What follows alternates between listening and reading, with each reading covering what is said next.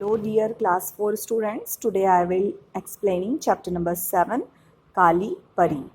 Students, इस part में ये बताया गया है कि मनुष्य में निहित गुणों को ही सर्वोपरि मानना चाहिए। रूप रंग मानवीय गुणों से और मानवीय मूल्यों से बड़ा नहीं होता, इसलिए जीवन में सदैव आंतरिक गुणों को महत्व देना चाहिए, ना कि बाहरी आकर्षण को। इस पाठ में ये बताया गया है कि किसी नगर की राजकुमार की यह इच्छा थी कि वो बड़ा होकर किसी परी से विवाह करे। राजा ने परीलोक का पता लगाने की बहुत कोशिश करी, मगर कोई परीलोक का पता नहीं बता सका।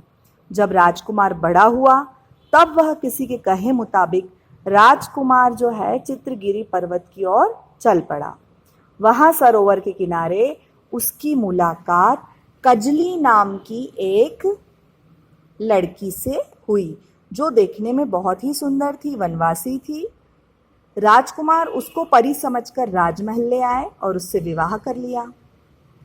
किसी का भी ध्यान कजली के गुणों पर नहीं जाता, सब उसकी सांवली सूरत को देखते और सांवले रंग को देखकर ये सोचते कि ये कभी न कभी किसी न किसी दिन अपने रूप को, अपने रंग को बदलेगी, क्योंकि वो सभी उसे राजकुमार की ही भांति परी समझते थे।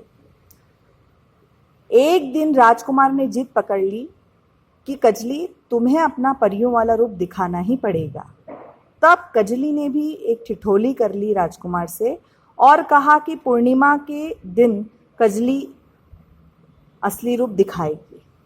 अब नगर जो वासी थे वो सभी पूर्णिमा के दिन कजली का असली रूप देखने के लिए पहुंच गए, पर कजली वहां से सदा के लिए चली गई।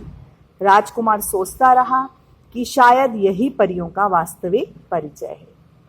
स्टूडेंट, इस कहानी से यह शिक्षा मिलती है कि हमें किसी के रूप रंग पर ध्यान न देकर उसके गुणों पर ध्यान देना चाहिए। इंसान की सच्ची पहचान उसके गुणों से ही होती है। Read at home also chapter number 7 everybody. Thank you so much.